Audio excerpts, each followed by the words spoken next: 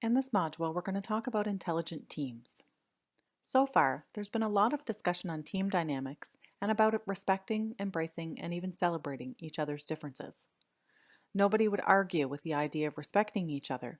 However, how can we truly understand how and why we differ? Do you know what makes you tick? Do you know what makes your colleagues tick? One way of gaining a better understanding of how each other differs is by examining the different types of ways that people think and learn. You've heard of the term emotional intelligence, but what about a musical intelligence or spatial intelligence? A Harvard University professor, Howard Gardner, wrote a breakthrough book in the early 80s called Frames of Mind. It looked at how people learn and why their frame of mind is so important to that. He came up with 7 types of intelligences, or multiple intelligences. He also added an 8th one later on, and you will see that when you get to do the exercise. You most likely exhibit some of these intelligences, but generally have one dominant type of intelligence. Let's look at them in a bit more detail.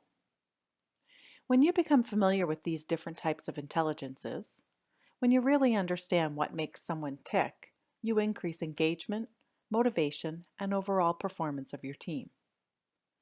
Before you start to get insight into what makes your colleagues tick, you need to understand what type of intelligence is dominant for you. This will help you know not only what type of team you work best on, but how you can provide the best value in terms of your participation. Getting insight into each other also helps you see why a team member might ask a lot of questions that you feel are slowing things down. They're probably logical, mathematical, and that's just the way they work best.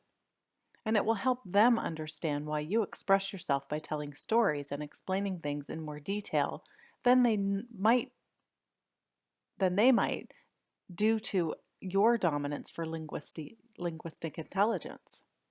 Please download the PDF of this table below to review the types of intelligence and how each type works and learns. Please complete the exercise below called the MIQ self-assessment.